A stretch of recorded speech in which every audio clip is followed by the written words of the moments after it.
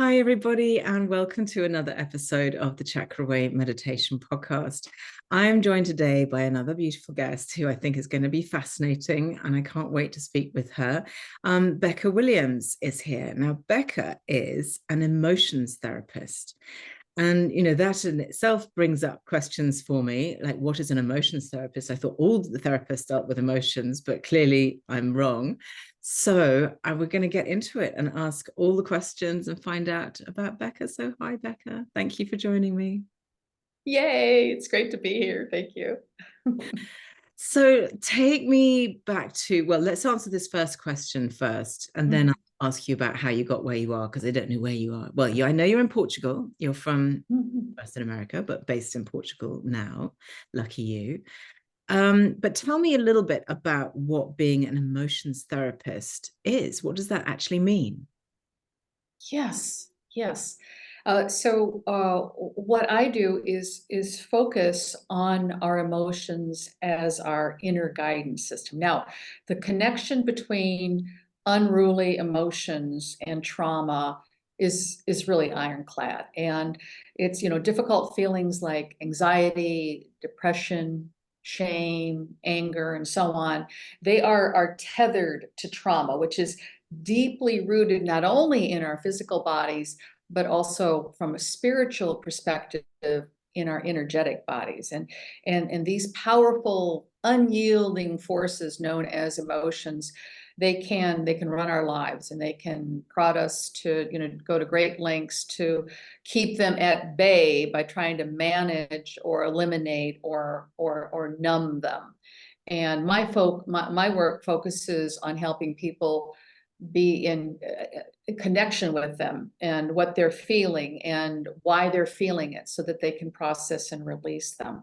That's kind of the short of it. Yeah. And it's an interesting perspective to start with the emotion, because um, we all feel these emotions, but in my experience and in my work, I always think of emotions coming from a thought. So the starting process of an emotion is having a thought that generates an emotion. So when you're dealing with somebody who has trauma, you're dealing with the thought, the memory, but also it Yeah, is embodied. It is embodied, isn't it? So deeply ingrained in the energy of the cells in the body. truly so, Roseanne. And that's why talk therapy doesn't get most people far, because we cannot think our way out of trauma. We actually have to drop in to our intuition, our deep inner knowing, so that we can tap into that and understand. From there, we can begin to feel what we're feeling, as it were. And then what my work further does is help you understand why you're feeling that. Yeah.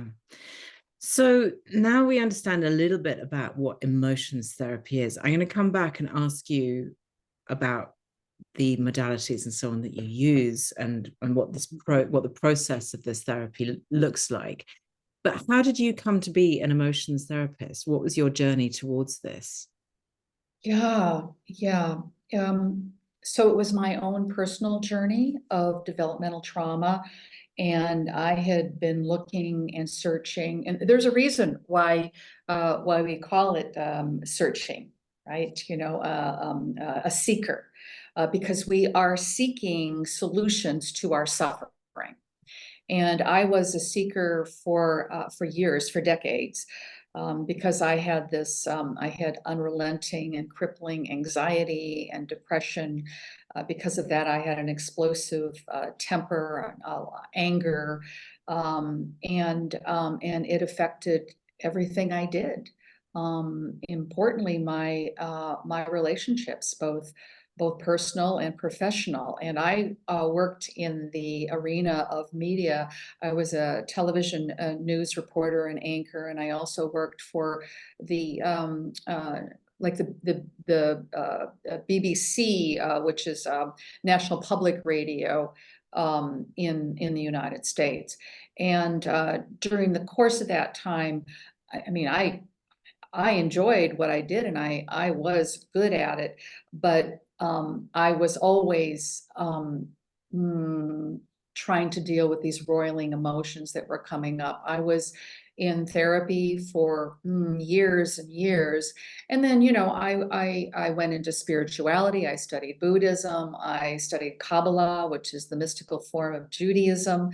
I went to retreats and I was in webinars looking for answers. And a lot of it defaults to new age. And what I mean by that is that don't focus on this difficult emotion. Think happy, bright thoughts. And so ignore, that's what new age essentially is ignoring your shadow side. But we do know that in order to be a whole, we have to marry the two. So in 2014, I was introduced to this method called emotional liberation, which the creator and developer of it, his name is GM Khalsa. He came up with it around that time. He had been working, he's a 40-year Kundalini master, but he was putting all of this together and saw that people go into meditation and they go up, up, up into, the crown chakra. This was Kundalini. They would do this in sadhana, in deep meditation, a couple of hours a day in the morning. And then they would come back and there would be their whole life with all its troubles and toxicity. And that's why people enjoyed being up here. Yes. Because life was too challenging down here. Yeah, I can't tell you how And many people I come across who live up here. They're yes, all in their spiritual and they're like, yeah, I've got this great spirituality and I'm happy up, and I'm like, yeah, but you need to be grounded, otherwise you're going to float away into the ether. It's like, yes, yeah, and not happily. Yeah. And so what he discovered, and we know today people are talking about emotions as they relate to trauma. And it's like, get in touch with your emotions. You need to feel your emotions. Well, how do I do that? What do I do? What does that mean? And so he actually put the definition to it all. And that was, we have a palette of 7 difficult emotions. And they include fear and anxiety and depression and anger and shame and guilt. There is a sadness, and there is one that we don't often think of, but it's desire.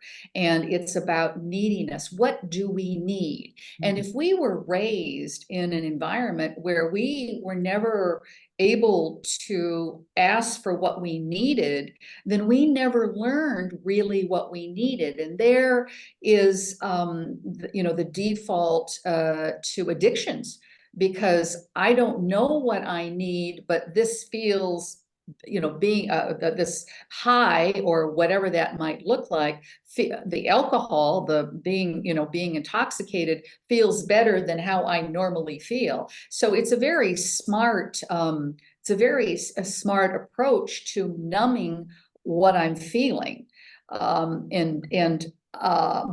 obviously we know that being addicted and drinking or whatever that might look like is not an answer or solution to a happy life. Yeah, exactly. So I want to go back to what you said there about what it actually means to feel your emotions, because I think this, whilst that sounds like a really obvious, and most people will go, well, you just feel your emotions. But actually, it's not that simple. I remember the first time, and people who listen to me regularly will have heard me say this before, but I remember the first time that somebody told me to feel my feelings. And I was like, what are you talking about? What a stupid thing to say. Actually made me really angry. Because I genuinely didn't really know what that meant. So can you, like, what in your terms, in your world, in your definition, in your work, what does it mean to feel your emotions? Because we all have our emotions, and some of us know that we need to sit with them and just let them be. And other people, and sometimes we're like, I haven't got time for this emotion right now, so I'm going to shove it to the one side or down or wherever. Or I don't like this emotion, so I'm going to yell at somebody because that'll just get it out of me. What is feeling your emotions qualify that statement? Yeah. When people work with me, what we do is we go in with the cognitive, and then we move into the intuitive. And so the brain wants to know.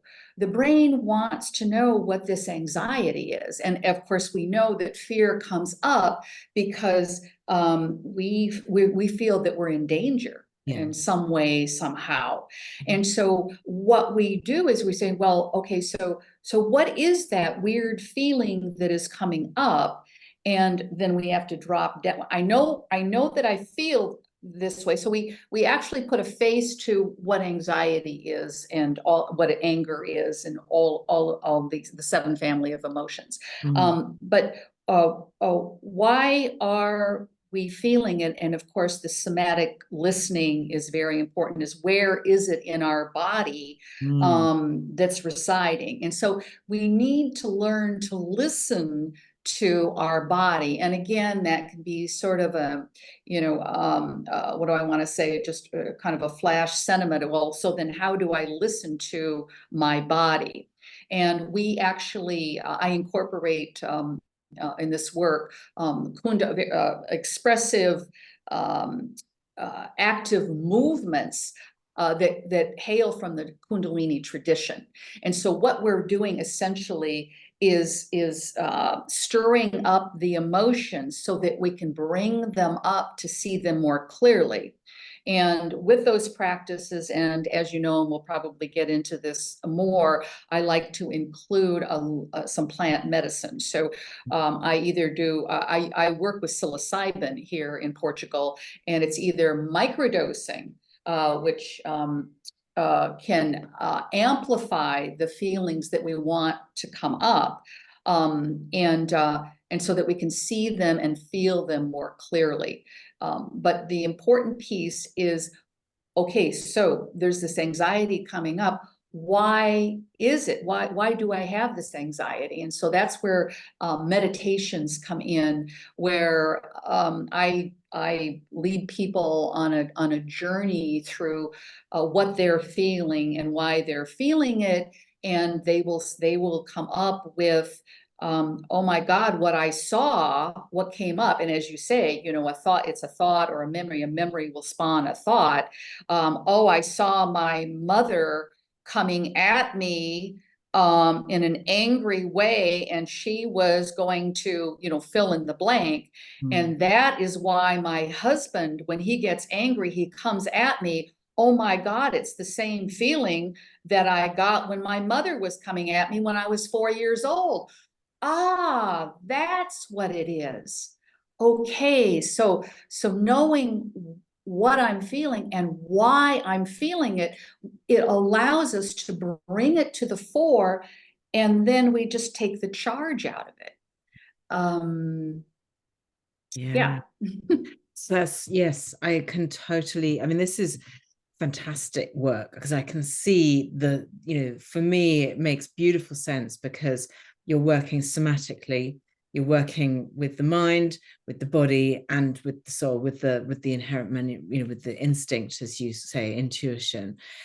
But the other thing that I wanted to ask you is that when you're sitting with somebody and saying, where are you feeling this in your body? Do you use, because for me instantly I'm like, that's going to give me 100 clues, because I can relate it to a chakra, and then we know where we're going, that we've got a map that we're beginning to use to guide us. Do you use the chakra system as a modality within your work? Because it sounds like if you don't, you should. So we lean heavily on yogic science, and of course that's where the chakra system comes.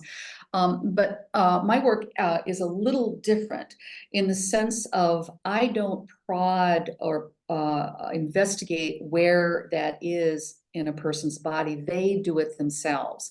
This is a heightened form of self-therapy, so that when that happens to me, I get this this pain. So a person will say, I get this pain or thickness or lump in my heart or my throat.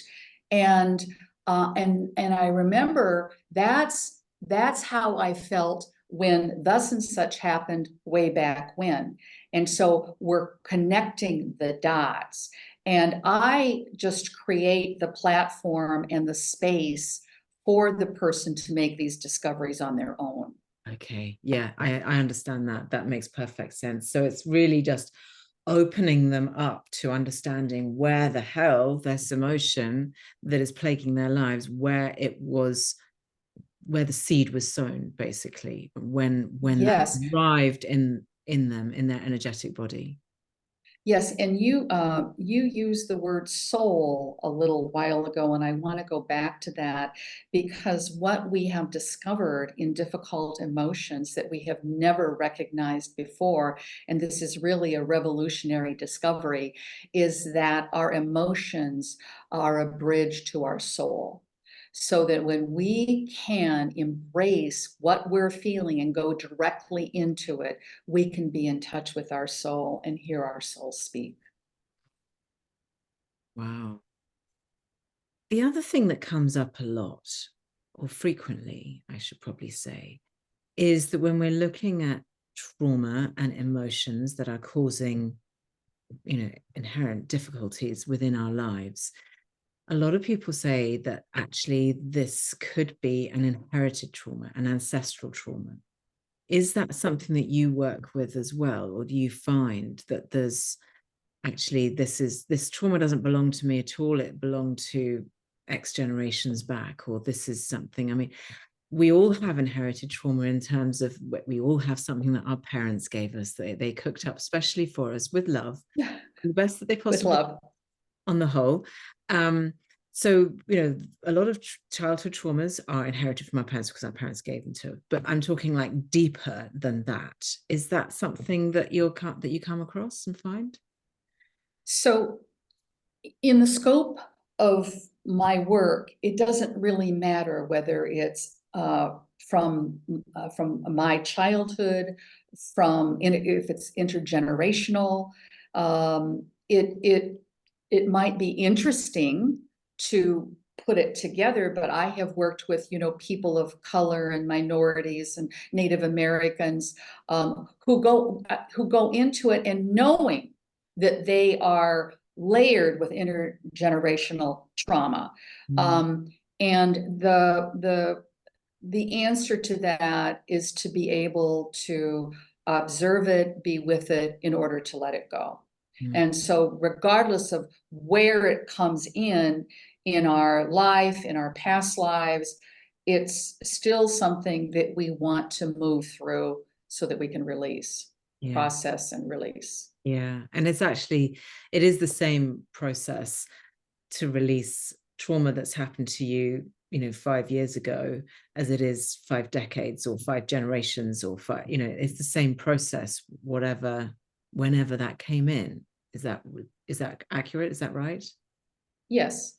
Yeah. Yes, it is. Yeah, good. So tell me, the plant medicine side of your work, when did that come in, or did it all come in together, or was this a sort of a thing that was added on as you went along? Yeah, that's a really important question. Thank you. So let me harken back to being a young woman, and I was in college, and someone turned me on to marijuana, and so I felt better when I was under the influence of what we call now cannabis, and so the anxiety went down. And so I started self-medicating with cannabis, and I never looked back. Through, it was not legal at the time. It was on the black market, but it was my medicine and it worked.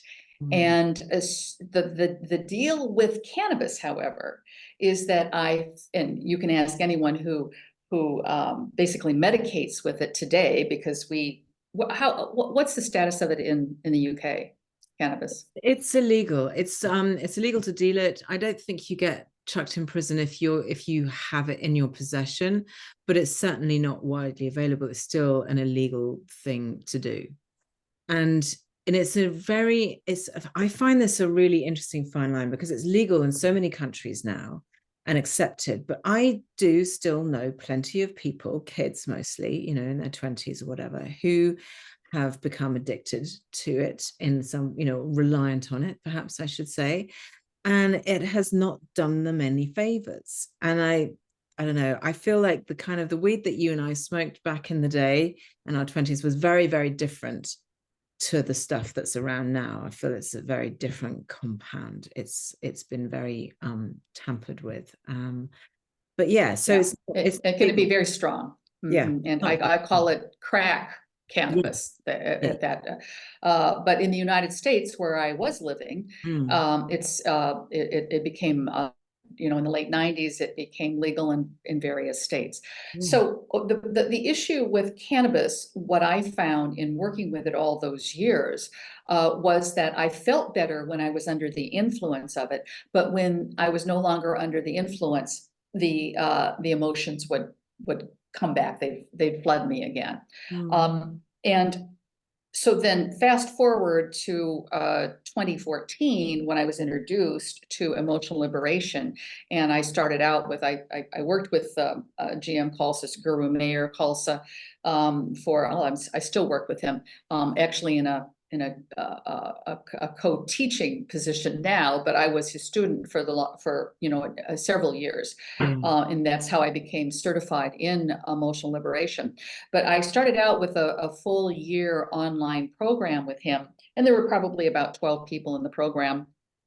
And when I did the practices, I would just take a very small little bit of cannabis, just enough to amplify what I was feeling.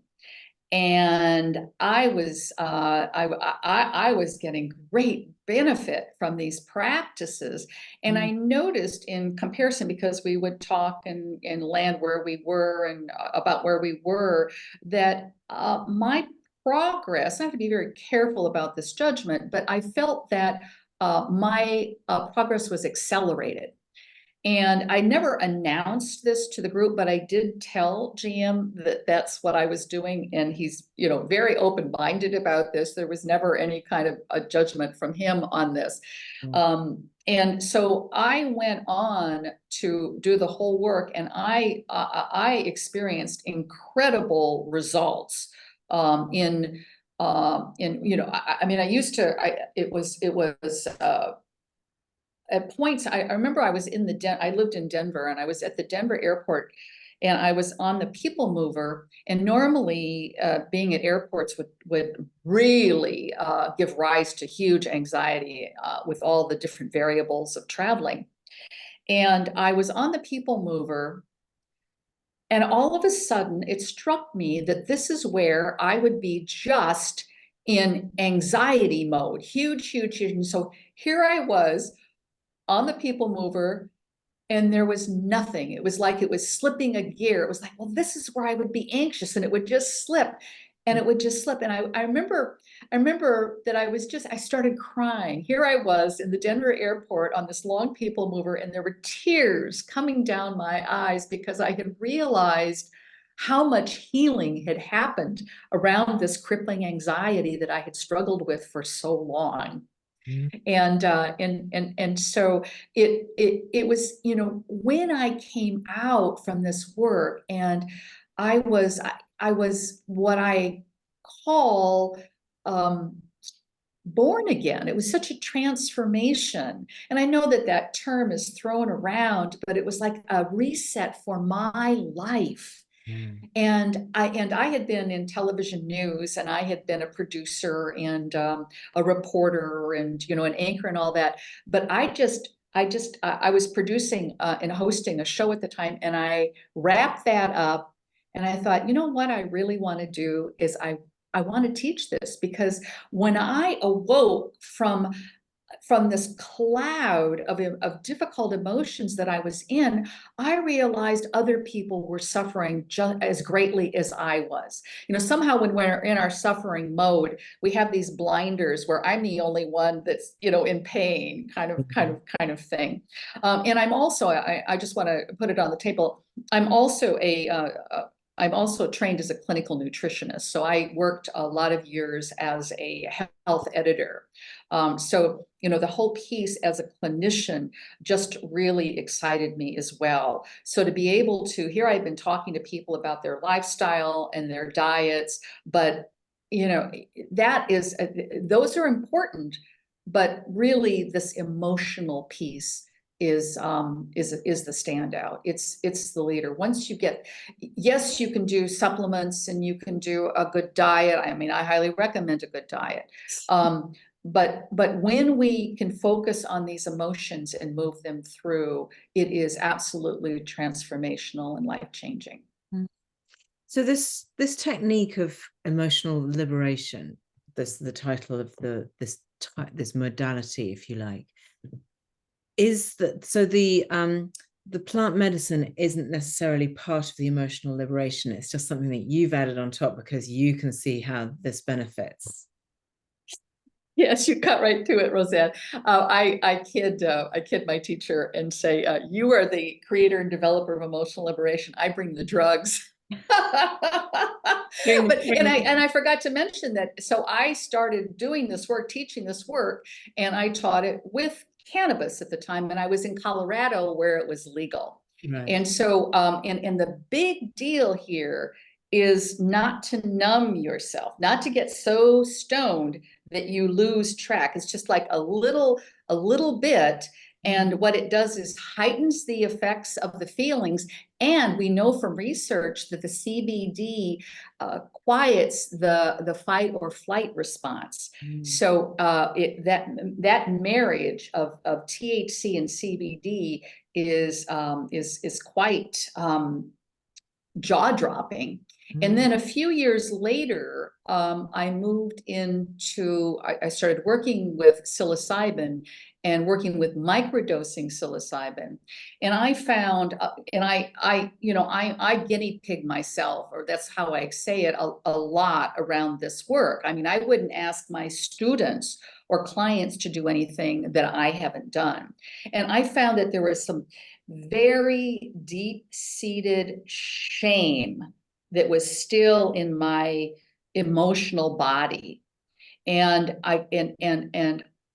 when I started microdosing with the psilocybin, it just, with this work, in tandem with this work, it just reached in and brought that up so that I could release it. And so, knowing that and having experienced that, I invited all the way through COVID for nearly 3 years. I taught masterclass courses around emotional liberation, and this emotional liberation, it's a breakthrough. And I invited the first few, I did it in 8-week increments. The first few was just cannabis, but then I brought in the psilocybin in microdosing. And of course, it's all experiential. And so I need to poll my students and ask how they were doing. So the comparison between cannabis and psilocybin, it seemed that the psilocybin went deeper. So I started working in that regard more. I will do cannabis if someone really wants to, but I usually work with psilocybin. Yeah.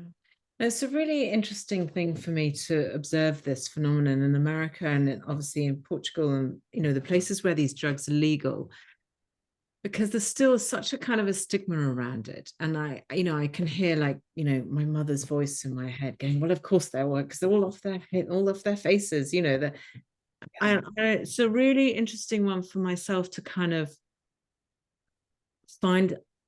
I do understand exactly the liberation that you're talking about. I do know what you're getting at, but and I guess that globally it's getting less of a stigma now than it used to when it was all illegal. But in this country, in the UK, it is still all illegal. So I'm just sitting here wondering, I wonder if I'm promoting illegal activities by saying this. But I've talked to lots of people, like yourself, who work with this, and it seems to be a theme of research that is really showing huge benefits in lots of different ways. I've talked to a lady who does the benefits of just CBD, and a couple of other plant medicine practitioners who use it in their work. And there seems to be no doubt. But then there's the judgmental part of me that comes in and goes, well, how can that be real world? Because they're, offer. But I suppose it's the dosing, and it's the management, and it's the process, and it's the ceremony of it that keeps it sacred, that keeps it in this kind of realm of healing and spirituality. Yes. And, you mentioned in passing, Roseanne, young people being dependent, getting dependent on it. And that is an issue, because we do know from research that developing brains, and for young men, their brains are developing until 26 or 27 years old, if you can imagine this. So, I mean, I prefer that. That's not my realm. I don't encourage that. But I do tell people this, because I do have clients who come and say, I want to reframe my relationship with cannabis. I love it, but it's not loving me. And it thus and such and thus and such. And so they come in, and I have them go through a cannabis fast for 10 days first, and then slowly implement very low levels of it. But I do want to say this, that cannabis, it's not called an adaptogen, but I really feel that it does what it needs for the person. So if somebody is looking to escape their life right now, if they're in deep trauma, for instance, and they need to escape their life, as opposed to mood medications or alcohol, that if they're doing cannabis, and we used to call it there's strains, there's sativa and there's indica, and indica is relaxing, letting down. We used to call it indica.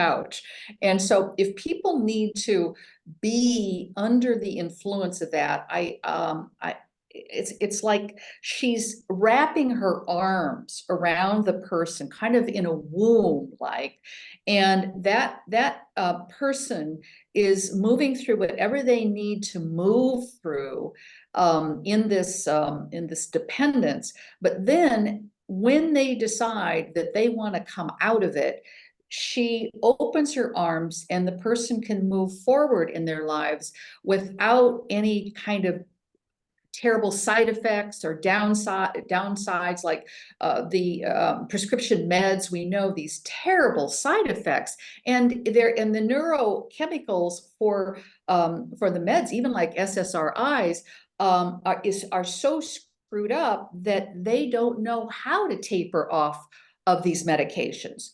So it's so different. So for me, if cannabis is a substance of dependence, it's the least of the worst. I just want to say that up front. Yeah, no, I agree with you. It is the least of the worst. But it can be, I think, when it's overused and somebody's dependent on it to make their way through life, and they are constantly stoned and therefore not feeling anything. They're just numbing themselves, using it as a numbing tool. Yes. That I think is, that is quite harmful. I don't think somebody can, you're not operating in a real world way. You're just constantly numb to reality. That's true. And the famed a Canadian doctor. His name's Gabor Mate. He is really a very high profile in the whole trauma arena. And he says that it's a smart strategy to become addicted or dependent on something, because it hurts when they're sober. It hurts so badly that they don't want to live like that. So as you point out, if they're constantly stoned, there's a reason why they want to escape. And so what the next step, if they choose to do it, is find out why they want to escape. So that, if AA, Alcoholics Anonymous, is all about stopping drinking, but if you do not take care of the underlying issues in alcoholism, then they're just going to have to find another way to numb, whatever that might be. Yeah, exactly. And I totally recognize that, in terms of that being a way through dealing with trauma, is numb. But if it becomes a problem and then you're like, okay, I kind of have to quit doing this, then it's facing up to those emotions, and that is really hard. So it's torturous. Back to emotional liberation. How does, so say you've got someone who is in deep, who's in depression or serious anxiety, and they come to you and they go, I can't cope with life, and I'm really anxious all the time, or I'm, feeling hopeless, helpless. How does emotional liberation lead them through that? Because if they just go, okay, so now I'm just feeling my emotions, I understand where it came from. So I can see that this anxiety or this depression or whatever came from X event, or X, clear lifestyle, whatever, like just being broke, for example, can lead you to anxiety and depression. What is the next step? What are the steps to get you towards this emotional liberation? So first and foremost, the person needs to have more than a passing interest. Yeah, of course. And that means that they need to be committed to a path. And that means the path in being able to let go of this this trauma. These difficult emotions are tethered to trauma. So we're releasing the emotions, but we're also releasing the trauma. They need to be prepared to walk through the fire. And of course, to get to the other side, we have to go through it. There's no way that we can circumvent it, go around, bypass it. We have to go through it. We have to walk through, and that is painful. That is very painful, because we need to relive the suffering, and not everybody wants to do that. In fact, most people do not want to do that. And they will work very hard for the rest of their life to stay away from it. So the people who come to me, I call them in various stages of awakening. And what does that mean? That means that they're done being in their stories. They're done shifting the blame to other people. They are ready to take responsibility and understand why they are going through what they're going through. Why do I constantly hook up with the same kind of partner who disrespects me, ignores me, is rude to me, and is having affairs with other people? And I've had that, this person would say, I have that every single time, and I'm afraid to have I so want to have a relationship, but I'm afraid of having another relationship because it's going to end just like this. So this is the kind of person who comes to me, and we are on a spectrum of awakening, a continuum, if you will. And I will be exploring this until the last breath on my deathbed. And I may be here, another person might be here, another person might be here. And I have something that I believe that can help them while I am also doing my own work. And so they come in. Now, the important piece is they're committed, that will and that commitment to do that. But that's why my work is about accelerating the process and making it as, can I say, as easy and straightforward as possible. So they're not, so they're actually moving through. If you stay with me for, I do it generally in 8-week increments. We study 2 emotions per 8 weeks, and then that we have a month off, and so it all comes out. The math comes out to it's about a year long.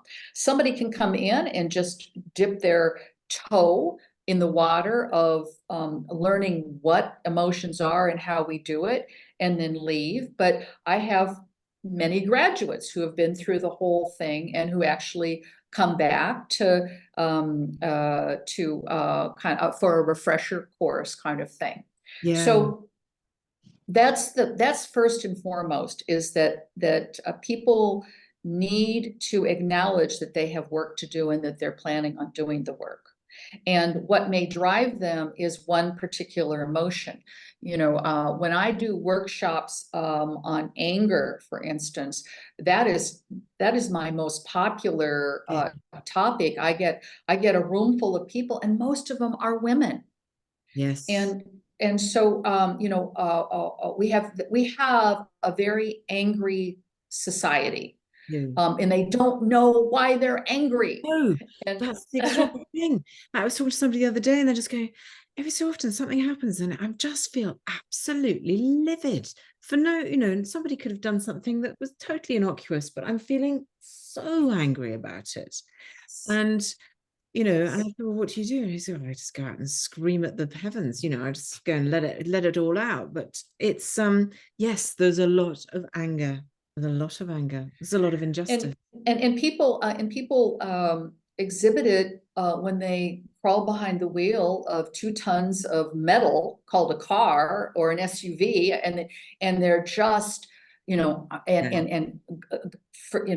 person who innocuously pulls out into the wrong lane or something, that's an excuse to go off. Yeah. And people go to sad movies to cry because they don't know how to be in touch with that. So that's what we do with these emotions, is put people in touch with them. Also, more worryingly, all those keyboard warriors who on social media sort of saying horrible things about other people, and which is so upsetting as well. Trolls, yes, yeah. And what we learn is there's nothing that we can do about the trolls, but there is something we can do about ourselves. So we can, our response to those things that would ordinarily frustrate us or piss us off or whatever, we can handle that. We can do that differently. And that's what my work is. It's things are going on and changing in here, but then I walk out into my real life and I have the toxic people that I have been with, the job that I don't like. So what do we do and my students, one student acquainted, I was that feel early on when you're just realizing these illuminations and you're going out into your real life. And she called it the shaken snow globe, that it's where I don't know what to do. And so what we learn, what my students learn, is how to deal with what's going on out there, how to draw good boundaries, how to interact with my partner. And this all, again, is heightened by the judicial use of these plant medicines. And I really like psilocybin because it's natural, it's bountiful. People talk about ayahuasca, and they have to go to South America and get it, and it grows there, and it's being over harvested. And so And then, Boga over in Africa, peyote in Mexico, all of these are being over harvested. And for goodness sake, psilocybin is here. It's grown so easily. And, I have a organic source for it. And I think that that's important. But I like psilocybin. I hope I'm not harping too much on that. No, not at all. I mean, I think it's a really interesting. I think it's really interesting to open everybody's minds to it. And I know that I've talked to other people about this as well, and it has become it's becoming so much more mainstream. The fact that in the couple of years that I've been doing this, in the last 3 months, I've probably talked to 4 people at least who work with psilocybin as a therapeutic tool. And it is God-given. It is Mother Earth's, gift to us. And, the fact that it was all shut down and closed down in the sort of, in the 60s, 70s for political reasons and so on, we're finally blossoming back into the reality of the fact that Mother Earth has everything that we need to heal ourselves, in which, spiritually and physically. So, Becca, so well said, Roseanne. Thank you. Oh, thank you. But I want you to, because before we before I hit record, we were talking and you were telling me about this amazing retreats that you're doing in Portugal. So tell everybody a little bit about all your offerings and so on. Oh, well, thank you. Yeah, right now, headed into October 2024, I have the Emotional Liberation Breakthrough, and it's 7 days, and it's here in southern Portugal. And it's the framework of emotional liberation, and it's 2 tracks. People can either microdose or they can do full-on sacred ceremonies. There will be 2 of them during the week. I figure it's sort of a 1-1-2 for those people who are just kind of imagining maybe doing that work. Maybe they have turned over a lot of stones looking for answers to feeling better, and they might be considering this, but they never really have done microdosing, or at least in an intentional way. And so that's my specialty. And so in a warm embrace where it's secure and safe, and they can trust that they can come in and do this. I find I'm a woman of a certain age. I'm 67 years old. So I attract people in that age range as well. But as we know, emotional upset is universal. It crosses all ages and genders and whatever. And then those who want a little more intense illumination can work with me during that retreat period. We'll be doing 2 sacred ceremonies during the course of that. So we'll have 1 track with the microdosers doing the emotional liberation program, and the other track where we will have 2 sacred journeys during the week as well. So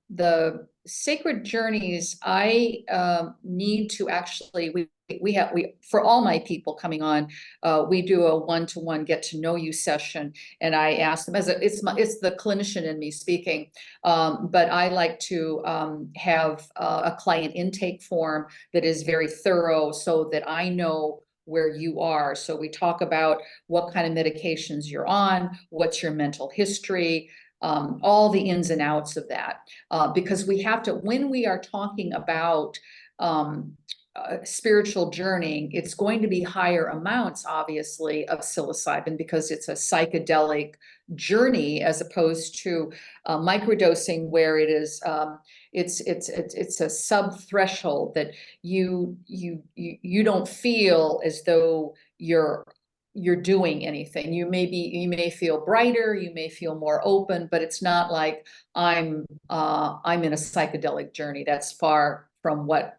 microdosing is. And because of that, can be much less, I want to say, much less intimidating, much less scary if people are new to this.